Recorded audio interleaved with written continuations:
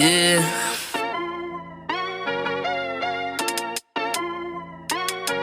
Yeah. Look at me. Bench mob, they're speaking the facts that you wanna hear. They rep a jersey, the vision is clear. Diamonds glisten like a chandelier. You know what I'm here for, like Marshawn Lynch. At clutch time, we do not flinch. Real brothers, we do not switch. Hit home runs with the right pitch. Who run the city? What to do when they hating on you? I feel like Kobe 2010. I taking an L, all I need is a win. Business is business, you know how they go. You playing the seats, now it's time to grow. Tuning now, gotta be in the know. Showtime, bitch, my about to blow. I ain't seen from now. Miles, you really big on it.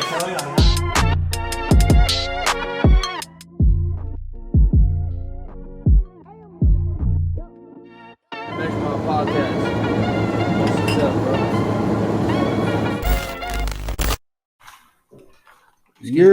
Welcome back to another episode of the Bench Mob ENT podcast, the show where no topic is off limits and we have something for everybody. Your words have power, so share this with friends, family, rate us and review us 5 stars, nothing less. We greatly appreciate it. I'm joined by the whole crew tonight, late night show. We're going to start all the way to my right. Greg, Mr. Hot Takes, Debate Your Mother, Sinsmere in the building. How are you doing tonight? Not the best. I'm pretty pissed off, actually. So, like not the greatest. Love that in there. Also, by the way, you're doing free promo right now. Come on right now, man. What's this word? Nasty Pepsi. Come on. That was stupid. You sponsoring Kirkland? That's Pepsi, bro. Big company. Come on, bro. Don't be throwing my... First of all, it's empty. So then we have Johnny got him. I'll introduce myself. The Johnny got this man all riled up. He over here throwing people's water bottles and whatnot. Like, what's wrong with you, You're bro? on camera. You lying? What's wrong with you? What's wrong with you? I'm about to tell Pastor West. I swear to God. Yeah, he loves saying that. I am. He Yo, loves because saying he's that. lying. Like, yo, I threw the water bottle. It's on camera. You snatched my water bottle out for no reason. Snatched? I put it on the floor. so then we got Miles, left-handed smooth operator Davenport.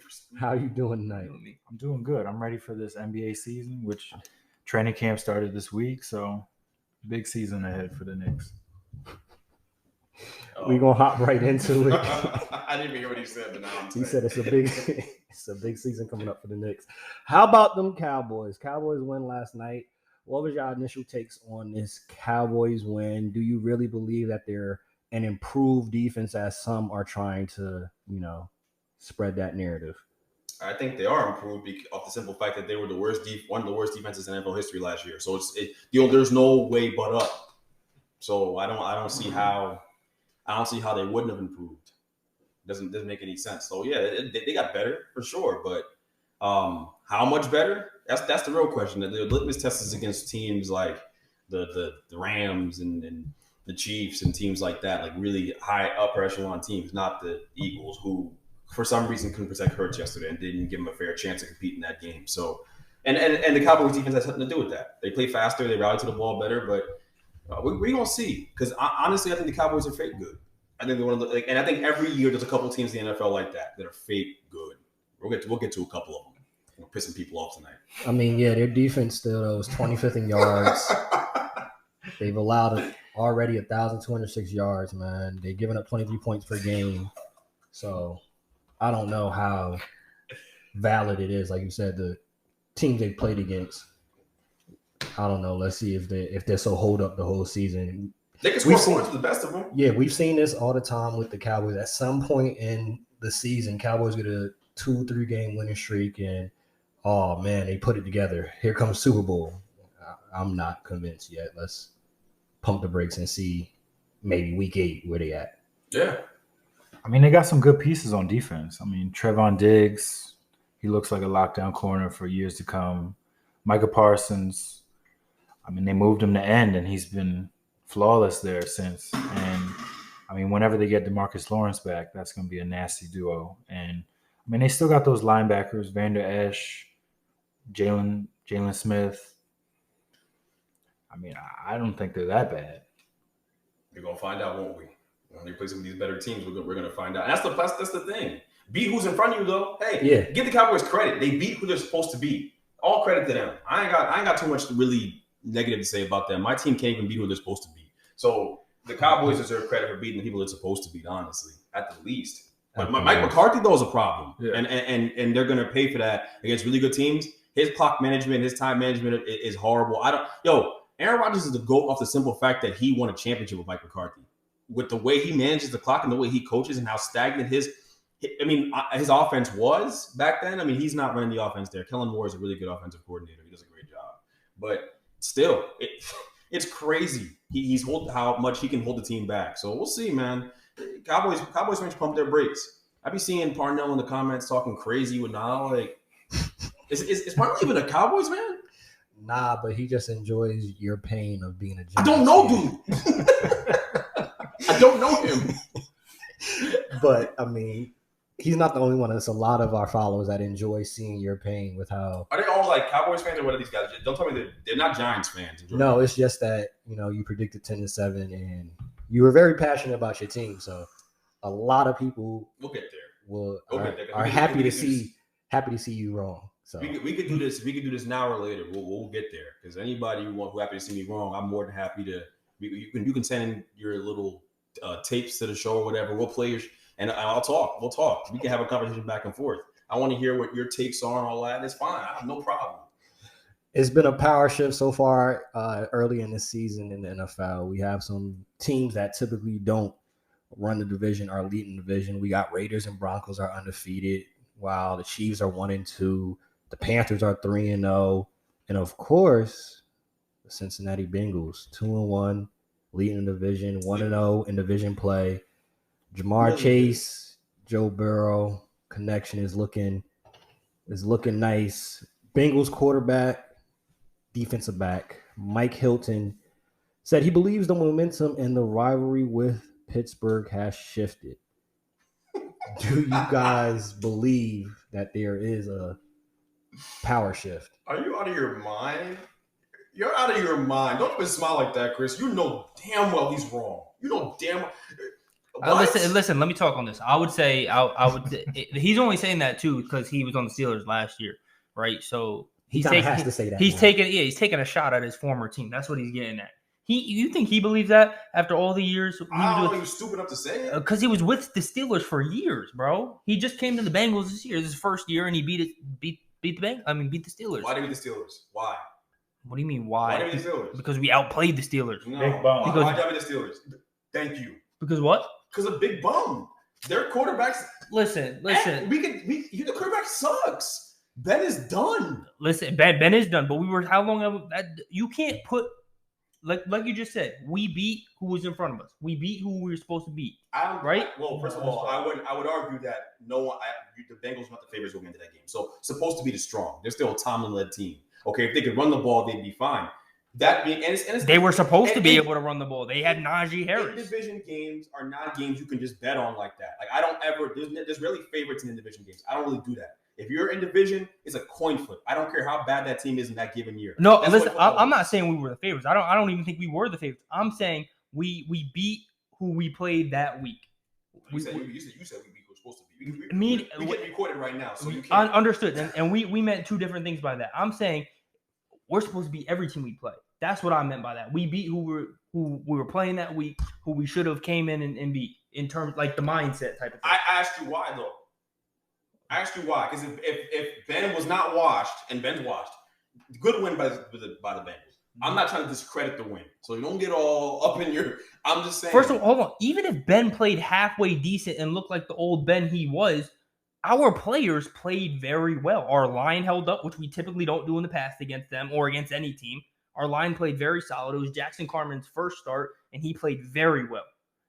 And then our defense held Najee Harris in check. We kept everything in front of us, and it took gang tackling to get him down, but we got him down. I don't think Najee Harris had a lot of success running the ball all year because the offensive line has not been running blocking well at all for the Steelers. He hasn't, but at the end of the day, playmakers like that make plays when they can. He is a playmaker. The thing that sucks with the Steelers, the Bengals did what they were supposed to do. They won. We can't discredit the Bengals for. I'm not doing that. I'm just throwing out. You are though. No, I'm not. You are. The highlights of Ben are horrible. The lowlights. We can't discredit. You see this stuff, the bro? thing that's so terrible with the Steelers too is like they have a win now defense with a offense that's like a work in progress. Oh, we're a couple pieces away, but they have a win now defense, which kind of is just like it sucks for Tomlin. With no succession plan for Ben at all. None. And you give an old aging quarterback no run game. None. They've lost all offensive linemen that are still out there. The Castro's still out there, I believe. They didn't bring him back. Why? Like, I don't understand. It's more dysfunction on their end, and dysfunctions are what I use lightly with them because they're a staple franchise. They've been winning. They win year after year. They beat the Bengals year after year. They beat teams in the division. They ain't beat us last year. They ain't beat us this year. Okay, Chris. I'm just saying facts now. The last 200 That's fair. That's fair. We talking about this year. We're not talking about. No, we're not. No, we're not. This conversation started about the rivalry, and we already squashed that. We said he was wrong. We said he was wrong for saying that, and that he was taking a shot at his team. I'm making sure because you don't beat bum Ben and then start talking hot Mike Hilton. Don't do that because you're gonna see some quarterbacks throughout the course of this year, and we're gonna see how you do. The thing too with that for the Bengals and even mentioning the Cowboys, when you have teams that haven't had that success in recent years of actually getting into the playoffs, every win is needed. Of course, every win is needed because looking at the Bengals schedule, looking at the Cowboys schedule. There's some games where it gets harder in the season, and hey, we got this win right here. This could be you go into the division, Bengals get into the playoffs by one game. We're gonna look back at this game where hey, Ben wasn't himself. Well, I guess we can say at this point, this is himself. They could have played down to the competition, shot themselves on the foot, which Chris can attest. The Bengals in past years have always shot themselves in the foot. Year after year. Year after year. They did what they were supposed to do. They handled business, and this could come really big in them for playoff picture. Because you look at that division, Steelers is struggling.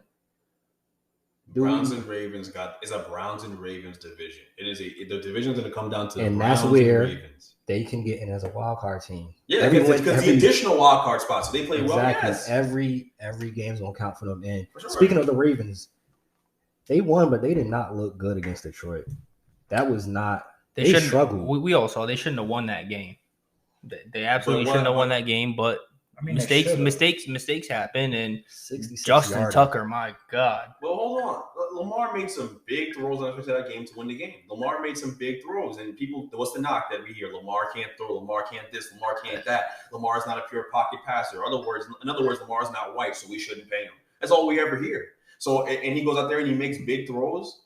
To Sammy Watkins, he made a beautiful throw in the back of the end zone or something. I don't know who the receiver who caught that ball was. I think it was Duvernay. He's improved as a pocket passer. He's made improvements. He has. He's locking in his money right now. With wins like that, you lock in money. That's what you do. Now, Justin Tucker hitting a 66-yard field goal is that's greatness. That's greatness, and you're fortunate to have the kicker on your team. And maybe you shouldn't have won the game considering an anomaly had to happen for you to win it. But still. Lamar's been playing really well. I mean, he's playing with scraps. Rashad Bateman's not playing. His running backs aren't there. It does matter. It does make a difference. So all things considered, Ravens fans have been pretty good about their quarterback situation. They locked in. Next 4 or 5 years, they're good. I feel better about Lamar than Josh Allen. I'll say that right now. And I know Lamar would beat up on a Washington team that the Giants couldn't beat. I know that. I know Lamar. I know not Lamar. Josh. Yeah. I know that. I know Josh went out there and handled business last weekend. I know he's a very good quarterback. I get it. But I feel real good about Lamar moving forward, too. It's a real discussion to be had. It is. It certainly is. Now, we're looking at these Raiders and Broncos, right? Raiders and Broncos, they both are 3-0. I really think the Broncos can continue this because they have a really good defense, and Teddy Bridgewater is he's being solid. He's doing his job of being that veteran quarterback, making plays when it's needed. Not getting really, into turnovers and fumbles and interceptions. Do we have any belief, that the Broncos and the Raiders can continue on with this winning streak? I believe more in the Broncos than the Raiders. Oh, yeah. I believe more in the Broncos. I think the Broncos, what they have is more sustainable. Defense is really good. They run the ball really well with Javonte Williams. They got something real good going. And Teddy Bridgewater is playing really good football right now, too, with weapons all over the place. I think what they have is far more. In fact, of all the teams that have taken that leap from last year to this year, like teams that weren't good last year, the teams that are, they're the team I believe in the most. The Broncos are the team I think are the most sustainable and can really annoy teams in the playoffs too, make a little run. And you believe that you think the Raiders could maybe sneak in as wild card team, maybe?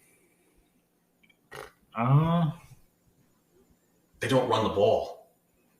They remind me of like the Cowboys, man. It's always a lot of potential. They have a talented roster, but they never can put it together. They always get a little 2-3 game winning streak. They have a big win that happens to be on national TV. Yep. John Gruden's giving his great inspirational speech. But we look at it week 11, week 12. They're 2-3-4 games under 500. They're not playing good. They're having a conversation. Is Derek Carr the answer? Should we get rid of him? Every year as of late for part of the problem I have with the Raiders is that they make these games too close. If you look at, they're not blowing teams out by any means, and they're always bringing the game down to the wire. And part of it's on their defense. I think Jonathan Abram, he's a liability when it comes to their defense and people taking deep shots on him. He's great in the run game, but in the pass game, he has much to improve on there. But I don't know, man. I'm not super convinced on the Raiders just yet. Like you said, they have a lot of potential. And I think obviously having John Gruden as a coach, someone that gets you fired up week after week, that's going to be huge throughout the course of the season. But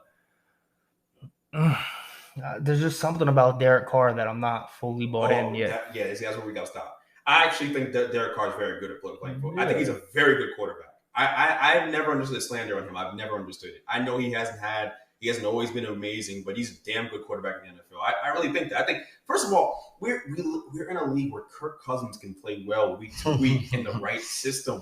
Why are people discounting Derek Carr, who's got far more arm talent than him? Derek Carr, I feel good about him. I don't know why Raiders fans are ever questioning it. I don't know why that was ever a narrative out there. They are just more flash than substance. If they could run the ball, they could control the clock. If they could control the clock, they could hold the lead. The reason why they don't hold the lead is because they don't really run the ball that well. They have one part of their offense clicking, but the other part isn't. And they have the talented runner out of Jacobs. Yeah, Jacobs. I don't really know what's going on there. Is the offensive line He's banged up right He's now. hurt right now. Okay, so yeah, and that's a big part of it. If you can run the ball, you can control the clock, you can hold the lead. That's the way it works. What are some of your concerns that you see when you watch Derek Carr? For me, and we talked about this a few episodes, I believe. I think it was after week 1 we talked about it with him.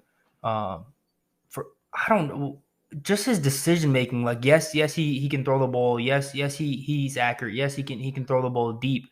But in terms of like him being like knowing where he wants to go to the football, I see a lot of hesitation. I see him making throws, fading away off of his back foot. And again, the receivers are making incredible catches. He threw a dime.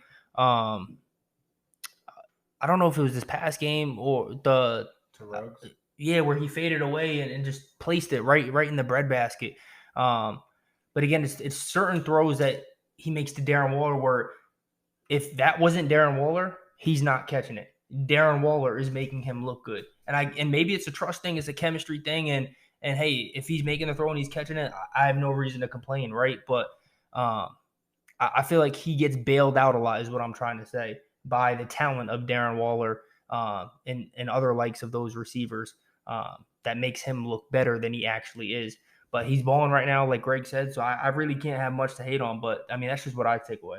But he's doing it without, like, superstar talent around him. He is. Like Darren Waller, he's the only guy who, you can put up there as a top 5 for sure at his position. Like Ruggs is still coming into his own. Yep. They got Renfro, who's always been solid, and then Edwards too, who they took last year out of South Carolina, who we'll see what happens. But I think he's just gaining more chemistry with these guys, and that's what we're seeing right now. Chiefs 1 and 2. Are there any concerns? I know a lot of people picked them to go undefeated basically this year. Off to a slow start. I got concerns about them.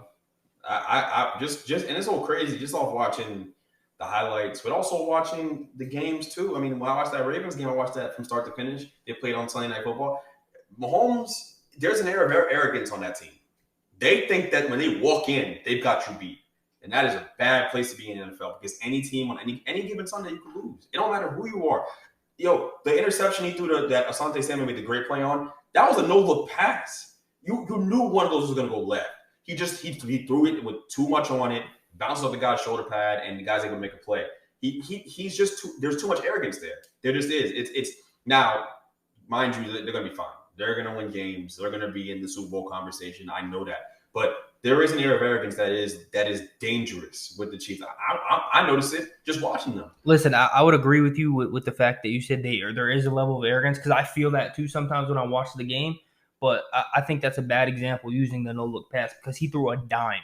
It wasn't a dime to that guy's back shoulder. It was right here, and it went right through his hands. He threw a dime. He hit him right where he was supposed to hit him. Look, bro, the back. Even if you don't want to use that example, there were throws throughout that game that Mahomes made that they're irresponsible throws. They're, hey, I have an amazing arm throws, and it's like you don't have to make this throw here. Take your check down. Take your check down, get the yardage, and let's move the ball instead of trying to make the splash play every single time, which you can fall in love with when you've had all the success in the world doing it. That's the thing, though. And I talk about this with guys with big arms all the time. That was my concern about Zach Wilson. It was no different. It's, hey, he can make every throw out there. And that's real. And I think he's going to be good. He's going to be good. I'm not slandering the Jets. Don't worry. I know. It's coming, Miles. Not yet. but no, seriously, he's got all the arm talent in the world, so you can make every single throw, and you try to make every single throw. Mahomes can suffer from that too. The big arm guys suffer, and they go through slumps too. That's a real thing. This team doesn't lose in September. They don't. Since he's been there, I don't remember too many seasons where they lost in September. Andy Reid doesn't lose in September. That's not his thing. That's not his MO. So for you to lose in September, of course it's concerning. It's a real thing. You got to be concerned about that. I think it's a humbling experience for them because the thing with them is kind of like you see in the NBA where you see some of those teams. Perfect example, Golden State when they was on their high on their run, Mm-hmm. they could be down 30, literally 30 going into the fourth and still win the game. That's Kansas City. They have no concern being down 21-zip, 24-zip, 24-10. That's facts. Look at the game against the Chargers this week. They go 17 points unanswered. Yeah, they do. When you have that much talent and that much firepower and it consistently happens where it's like, all right, it's like they turn on a switch. And that's the dangerous thing with championship teams. They get comfortable. They kind of get bored. Like, yo, if we really lock in from beginning of the game to the end of the game, we could beat every team 45-zip. Mm-hmm. Let's give ourselves a challenge. Let's get down 17 because the defense plays when they want to play. When they're down 24-zip, suddenly Tyrann Matthew's making plays. They're getting sacks. They're doing all these things. Oh, 3 and outs. And now we give it back to Mahomes. And, we're up 24-20. Mm-hmm. Like in a flash. The problem with that complacency in football is that, and that's the thing, it's not the NBA. There's not 82 games. Every game you play in football is a playoff game. Essentially, in football, every game is a playoff game. There's not a game that doesn't matter unless you're up in your standards by a substantial amount. Every game's a playoff game. There's only 17 of them, but that every game matters. That's the beautiful. That's why we all love. That's why football's a drug we can't get off of. That's why it's that narcotic no one can get off of because every game matters that much. So to that point, when you're complacent and you lose the games, it starts to add up. They can't keep doing that. Like they're gonna have to snap out of that real quick. If they lucky for them, they get a get-right game against the Eagles this weekend, so they should beat the hell out of them. I mean, let's see what happens with this Josh Gordon signing too, because I don't think McCole Hardman's their typical number 2 receiver on a team. He's more of that, he's a specialty guy. Run deep and try to outrun your cornerback. But I mean, Josh Gordon's a bigger receiver. They had more success when Sammy Watkins was there. Sometimes it feels like they don't have as many weapons as people make out to seem, because they really have Tyreek Hill who gets bracketed and then Kelsey. They don't really use Hilaire the right way. And I mean, McCole doesn't get targeted the way you'd think at this point he should. So we'll see. We'll see how this ends up. I'm rooting for Josh Gordon, but I mean, it's a risk that they need to take this year. Wow, he must be reading my notes. Perfect transition to cap or facts. First one is the Josh Gordon signing won't actually benefit the Chiefs. cap or facts? I feel like it depends on which Josh Gordon they get. Like the one who's reformed and changed himself, or the one who every time he comes back into the league relapses and then you can't really count on him.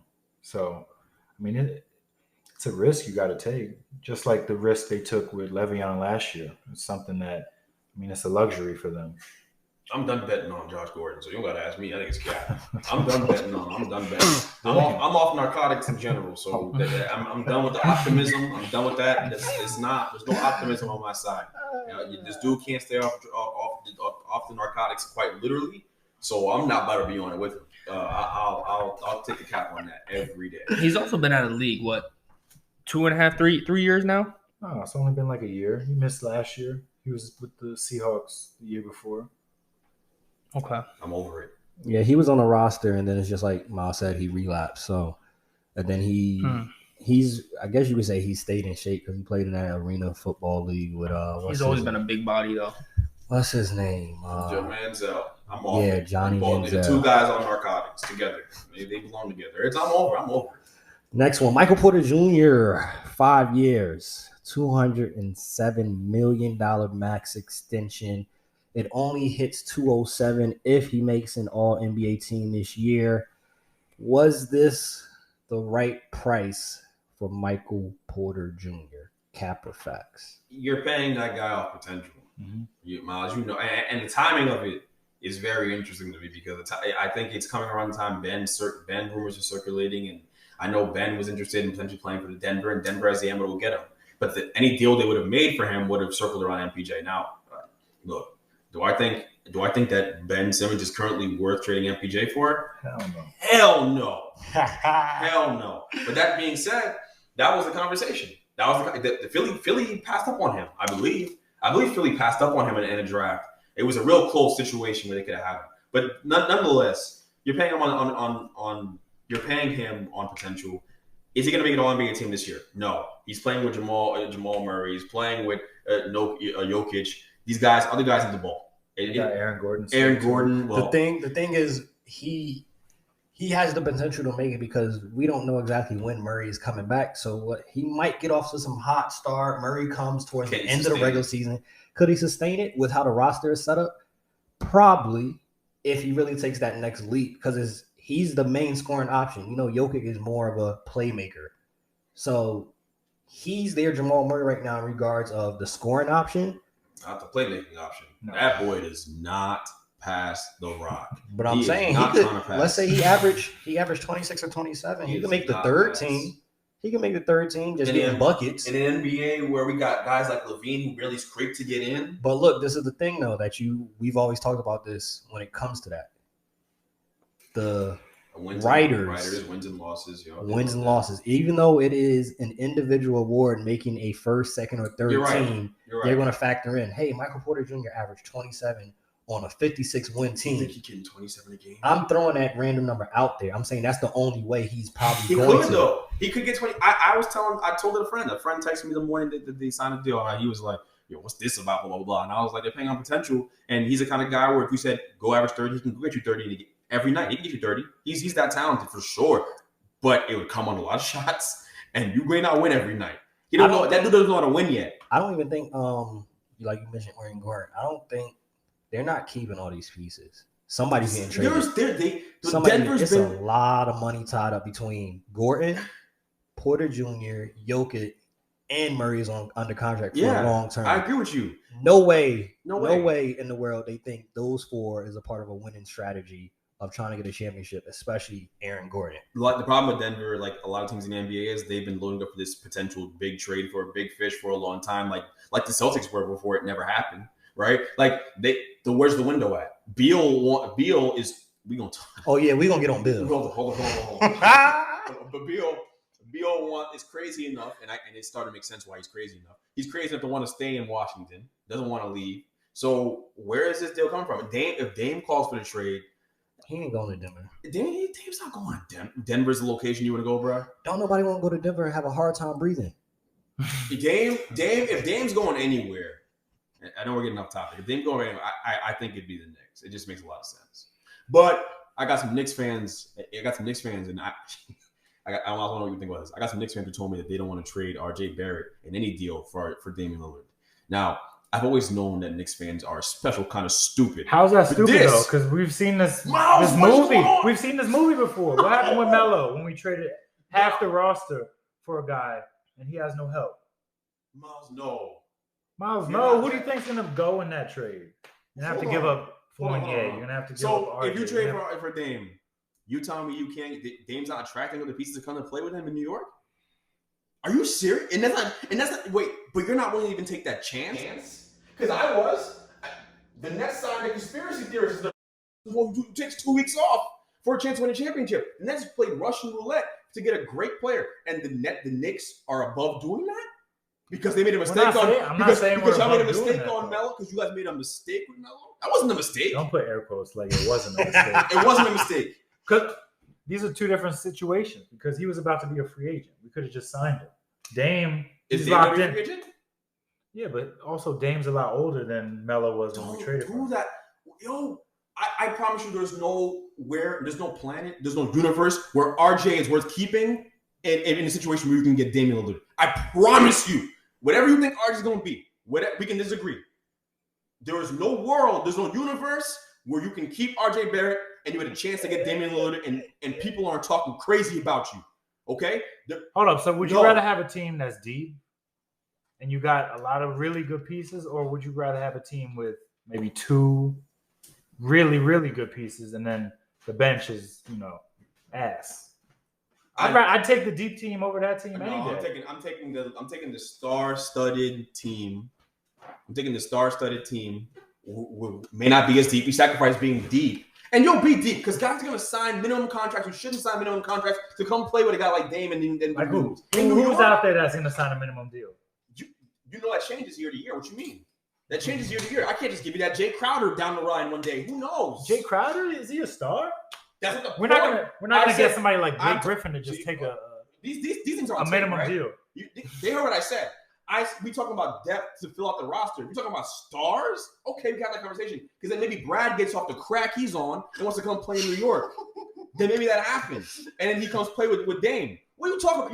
You got to dream big. This is New York. We're talking about this building block stuff. RJ Barrett's the holdout here. Speaking of Bill, before you transition, Russ, it was reported that Russ was trying to get Bill to be on board to ask out for them both to get traded.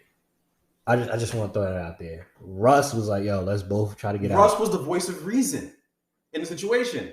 As much as everybody talk about Russ was the voice of reason. Like, yo, this you don't think Russ get tired of not losing? You don't think Russ get tired of losing? You ever play pickup basketball with a bunch of bums and you trying to carry? That's Russ every night. The whole triple-double thing is probably played out to him. Yeah, I can't imagine that's fun for dude. He's tired every night. Exactly. Every night. You think he wants that? To have to literally think about that. You're averaging a triple-double. And you know how much work 500. You're not winning. You average a triple-double just to be 41-41. 500. That just to not make the playoffs. Are you out of your? And that's what I'm talking about though. I'm glad you said that because it all goes back to this. You want to stack the deck in your favor. You're a team. You stack a deck in your favor. So if I'm the Knicks, I'm trading for every damn superstar there is alive. Dame doesn't on the trading block. Who do you want? You can take him. I don't care. Mitchell Robinson, go. RJ, go. Fournier, get out of here. All of them can go. If I can get Damian, are you out of your mind? Like, yo, son, I need to know if Knicks fans feel this way. I need Knicks fans sending in tape to the show so I can hear them talk to me. Jordan was telling me RJ Barrett made one of the biggest moves in year two ever. So we can't trade. I can't say what I want to say on the podcast right now. Are you serious? Knicks fans are on some kind of crack. How? You guys are on crack. To not want Dame? Nobody said we don't want Dame. His game's going to age beautifully, by the way. He can shoot. His game's going to age beautifully, by the way. It's not a problem. And you'll get another star, man. Guys want to come play with Dame. Dudes, Dame's one of the most respected stars in basketball. There's not going to be someone else who wants to come play. Zach Levine is frustrated in Chicago right now. And if things don't go right, and that's a powder keg waiting to happen, we don't know if it's going to go right in Chicago, he wouldn't go play with Dame? Hold up. So Dame, Zach, and Randall is enough to win a chip? Dame, Zach, and Randall's a lot better than what y'all had in the last 15 years. So it's a chance worth taking. You take the chance. Because you can't play it safe all the time. What you're playing it safe. If you keep the current core intact, you are betting on RJ becoming an all-star. Good luck with that. Listen, miss me with that. Trade for the superstar and let's start to build something actually sustainable. So that way we can have a real rivalry in New York. We can have something fun. So a guy who's like 12 years older than one of our young guys. And we got him for maybe 5, 6 years. RJ's never going to get to that level. The problem with that argument, I would understand if you guys had like John Morant. If you guys had John Morant or Zion Williamson and you have to make this trade, fine. Let's talk about it. You have RJ Barrett, and he's never going to get to that level of player that Dame's at. He will never get there. It's never going to happen. Knicks fans, it's never going to happen. How many guys are going to reach that level? Huh? That's the reason why you make the trade, Miles. Thank you. That's why you do it. Because no one gets there. Hey, Chris, thank you for making my point. See, this is lesson 101. A lot of your fans want to talk crazy about me in the comments. You come on the show. I'm gonna do the same thing you guys did to him. He just made the point for me. What point? You want us to trade half the team? Yes. To get one guy. Yep. To save a whole city. Yes. What is he? Static Shock? He's not. It's not working like that. It's not gonna work like that. Hey Chris. All right. So this week, who is your player of the week in the NFL? Player of the week in the NFL. That's a good one. It's definitely not Justin Fields the way he was playing. Well, you got the first name right. That's not. It's not Justin Fields. It's not his Justin fault. Herbert. Don't talk about Justin Fields. That's not his fault. No, I'm not saying. Listen, we all rooting for Justin Fields. No, but it's not even about that. It's not the fact that I'm rooting for him because he's a black quarterback. No, yes, I am. But it's not. It is. Yes, I am. Yes, I am. I clearly am. I root for all black quarterbacks. Period. Yeah. But it's not even about that. Nagy's coaching for his career. We gonna get there. Are we? We not. Wait, we have a time constraint, so we may not. Let's just cover it right now because Nagy's coaching for his career. Nagy's coaching for his career. His time in Chicago was up. He's going to get fired. It's going to happen. He's getting the axe this year. They're going to have a top 10 pick, which will go to the Giants. But nonetheless, the scheming, the scheme, the way they scheme plays up, they didn't put him in position to be successful this past Sunday. They did not. We would have been tough anyway. It would have been hard regardless. We talked about it. We talked about it though in the last episode. Like you said, like Chris said, like Greg said, we all root for him. But we mentioned in the last episode. Regardless, this was an extremely hard first start for him. Absolutely. Myles Garrett got busy, 4.5 sacks, 6 quarterback hits, and 7 tackles. That's my player of the week because he went rumshot on the whole offensive line. And it was tough. Like, people, of course, want Fields out there, right? But at the same time, if you got an offensive line that's not doing their job, you got to protect your asset. This is supposed to be your quarterback for the next 10 to 15 years, correct? Oh, it is going to be. It is. So, or the next 5, depending on how things go. Exactly. If you not protect them the right way, y'all gonna be in the same situation in 2-3 years. Somehow we need to draft another quarterback because you know how you're locked with him. You know how the media. Oh yeah, maybe he's just not it. No, I don't have an offensive line. My coach sucks. How does the coach come out? What is it? Week 4 now coming up, saying that all 3 quarterbacks on the roster are up to start this week. Yeah, that's insane. When one of them wasn't even active. I don't think you meant no, but you can't look too much into that. What that is also is he has to protect their asset. He has to protect Justin Fields. They gave up a first round pick for Justin Fields. You cannot have him go out there and get injured. So you know what? Let's throw Nick Foles out there because better Nick Foles get messed. And that's my point. That's the reality of it. Better Nick Foles gets thrown out like a rag doll than the guy we gave up real capital for. Because the reality is when you make a trade like that, you're locked with that quarterback for at least 4 to 5 years. You're going to have to pick up his options. You're there for you got it. You got to go 5 years with Justin Fields to see what it is. Especially since this year's a wash anyways. It's just a reality situation. It really is. Hey, Miles, it's a lose-lose situation. You're going with Justin Herbert for your player of the week? Justin Herbert, yeah. Justin Herbert also for you? Well, yeah. I mean, he beat the Chiefs. First time he's done it. Outplayed Mahomes, probably the best quarterback in the league. So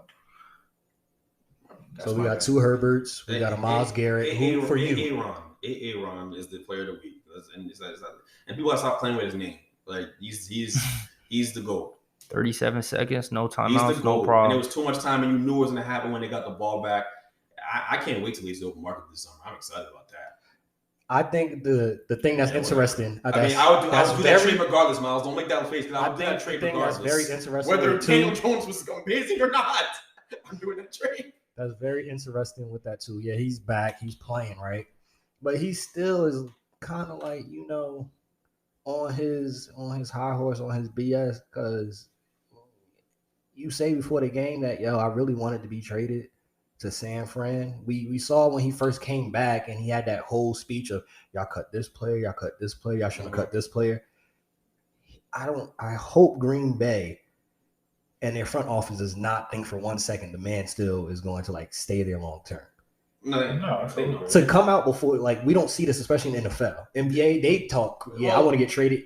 Aaron Rodgers, for someone that's typically in the past, before this season, really didn't go into anything like that. It was football, that's it. I didn't go into the trades or my frustrations, which we saw he gave a whole list of what his frustrations was over the last couple of years. He's still on it. They could win a Super Bowl this year. I still think my man's is out. He's fed up with their organization. They restructured his contract in a way where they gave him an out before the season started. They kind of caved to him without caving because the only option they really had was either we make this amicable for at least one more year and we patch this year together and try to win the Super Bowl while we still have him, or we let him go. And they didn't want to just let him go. So they I think they gave him an out at the end of this year, if I'm not mistaken. They did. So yeah, they know he's out. And so if he's out there as a free agent, I mean, that's more annoying. But if you can make a trade for him, man, that's gonna be fun to watch. It's gonna be fun to see how the summer unfolds with the NFL and how that whole, because everyone will be in on him. You'd be crazy not to be. Rightfully so. Every single person. And hey, if he does come out in free agency, I know one person that definitely is going to make might have. It'll be a trade though. It won't. I'm just saying. We're agent. hypothetically speaking. If he's a free agent, right? Yeah. I know one person that's going to have a little hard time sleeping at night, Lamar Jackson, because I guarantee you, if Baltimore could get Aaron Rodgers, highly unlikely. No, they were. Their Super Bowl roster. I'm saying they don't have the cap. Look, hypothetically speaking, because this man is negotiating his own contract.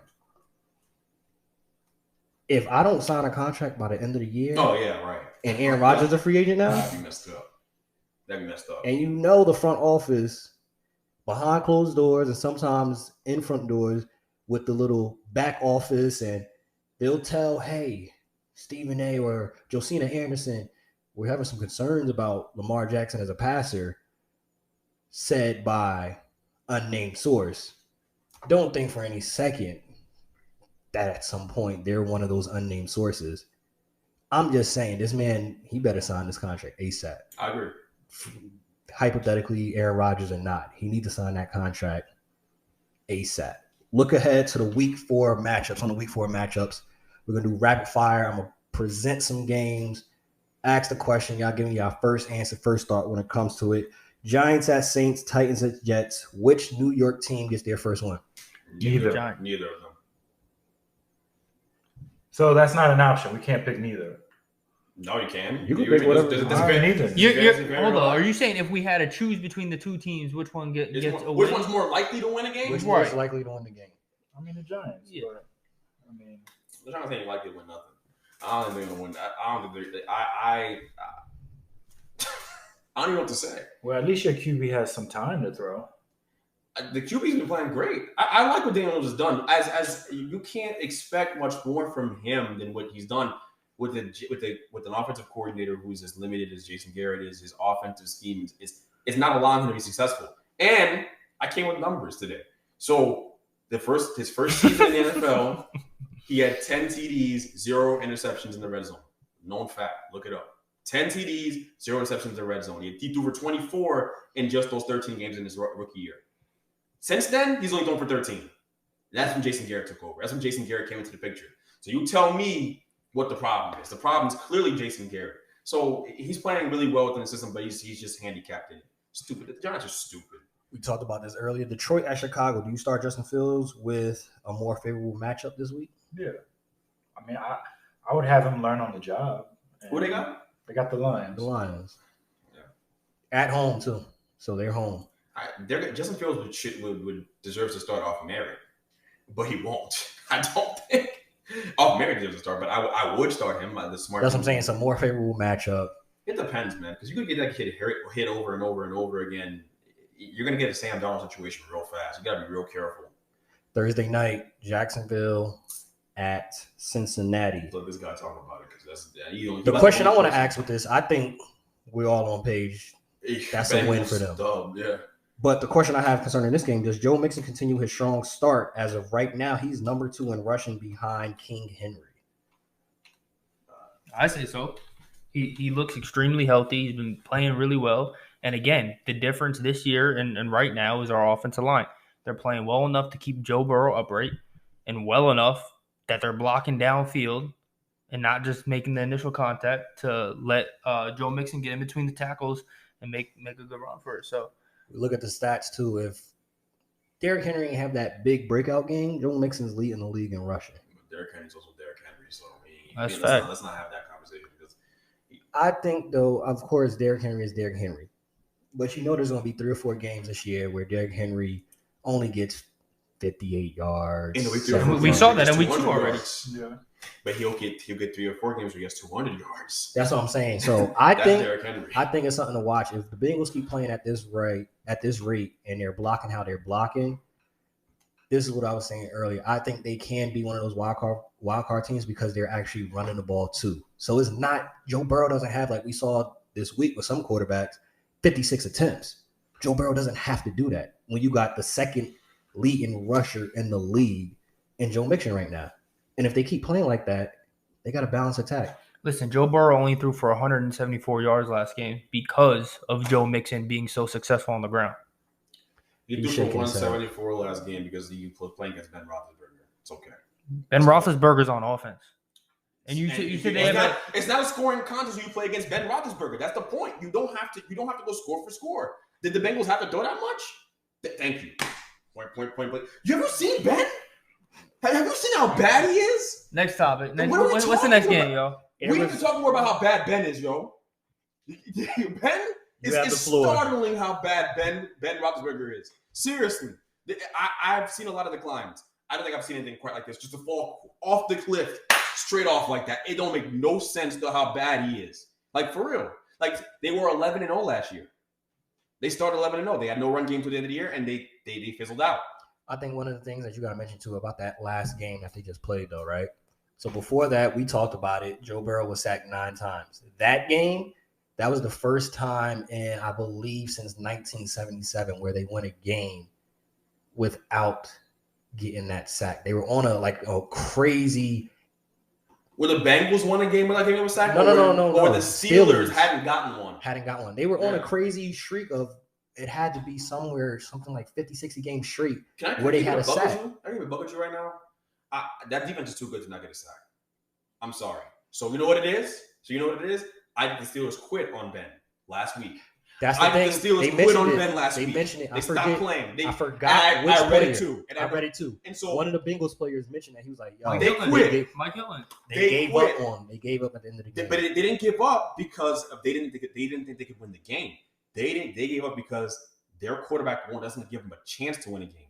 Joe Burrow had in a road game throwing for 174 and he comes in and beats you. That doesn't happen to the Steelers. I'm sorry. That is not the Steelers. So this situation with Ben is an outlier in the sense that it's so bad the team can't overcome them. They can't because they can't run the ball either, and they have no succession plan. It's really a hopeless situation there. And you know what they should do? Call Cam and try to salvage this season because I promise you, whatever Cam. Do you think they give a chance to Dwayne Haskins, who's still on the roster? No, forget Dwayne Haskins. Had to throw out the question there because they signed him. Just throwing out the question out there.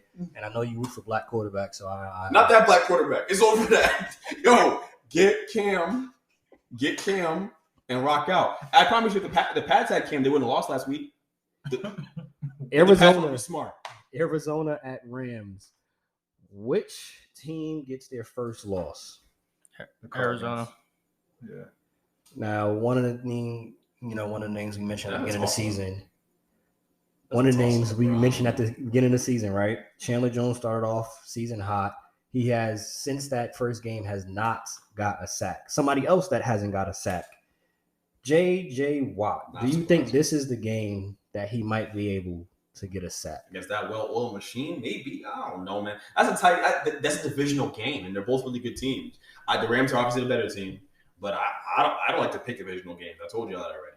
The thing that's interesting, I mean, I don't think anybody on the show was like, oh my God, J.J. Watt's that's going to get them to the Super Bowl. Yeah, I didn't think that was an incredibly amazing. The thing is, though, you were brought here to do something. I think he's in the bottom 10 of even tackles for the team. But we talked about his declining numbers in the offseason from the past few seasons. He's been on a decline. Why all of a sudden people thought he'd come to the Arizona Cardinals and start killing when that's not what his statistics show over the past few years? But it does make a little sense why I thought he would. It makes sense because you have the Chandler Jones on the side occupying a double team. You got double team one of them. He's going to have more one-on-ones. You can't win one-on-ones, JJ, at this point in your career? All right, then it's over. It was a nice ride. Seriously, you got to call it. He has to call it quits if he can't win one-on-one matchups anymore. So we'll see. Baltimore at Denver. Does Denver go to 4-0? Baltimore versus Denver? Yep. Baltimore at Denver. That's a great game. Maybe. Yeah, I picked Denver. Lamar crazy. I don't know. Maybe I'm a roll with Lamar because I try to roll with the best player on the field every time. Yeah, it's like I try to roll with the best player in the basketball court. You pick the best player, especially if they're the quarterback. But it is gonna. I could be wrong here easily. Next one, not even interesting. I don't think anybody has this as like the game of the week, but it's intriguing for multiple reasons, as we know. Tampa at New England. I'm gonna present a different question. Who needs this win more, Tom or Bill? Bill. I mean, it's obviously Bill, but the game is not that interesting in the sense that the Bucs are so much better than them. Just because of the fact they're starting Mac Jones. Mac Jones is gonna get embarrassed. Mac Jones, yo. Why did you let Cam go again? What was that about? They're looking real crazy right now, yo. I'm looking at Bill real crazy. This is why, though. This is exactly why. So when Mac Jones struggles, it's not somebody like Greg talking about, yo, y'all got Cam on the roster, start him. Let him struggle, go through his growing pains without that concern of it's Cam. That's such a big personality. You know what? That's facts. It's no way about it. It's not like you got a regular backup quarterback. Oh, Vinny Testaverde is your backup quarterback. That's facts. I agree. That's why Tom Brady was able to get busy when he first started in England. You had Drew Bledsoe as a backup quarterback. I agree. He played his role. Hey, I'm gonna be a good teammate and accept it. Not saying Cam wouldn't be a good teammate, but because keep it funky Friday, one finger, one thumb, all that. But hold on, it's hard. I agree. But then why did you go spend all that money, those crazy dollars on defensive pieces in a win now defense? A defense that's good enough to compete right now. Well, I don't think they even thought they'd have a chance at a quarterback at that point. Like they were gonna just roll with Cam one more year and then. So why not stick to the plan? When you realize that you had the option, you could roll Cam. You could roll Cam regardless and let Mac sit there and watch. Was Mac too good to not sit there and watch? Mac looked good in the preseason when he's playing vanilla defenses. Yo, you do understand defenses only get better after September, right? If you're not scoring points in September, you're not going to score points at all. I'm just keeping it a buck. It gets harder. It gets harder and harder and harder because defenses get better as the season progresses. They have more film. Exactly. I was about to say more film. It gets harder. So what are they going to do to Mac? You're not even giving these guys like a Judon who signed. Like, are you Van Noy who you went out and got? I know some of them is looking a little tight because like with Cam, we have a chance. He's a veteran presence. We also can manufacture a run game one way or another with him. Exactly. We have a chance to win games. We could at least be 500 at this point. That's Bill. I'm looking at you sideways, yo. But you could have let Cam rock out one more year, and then I think the other thing too is Bill though. It's a little bit of that arrogance and that ego there. Same thing with my mans over in New Orleans, Sean Payton. They love to have the conversation about they can win with any quarterback. Him and Sean Payton. The first week, Jameis Winston, plays well.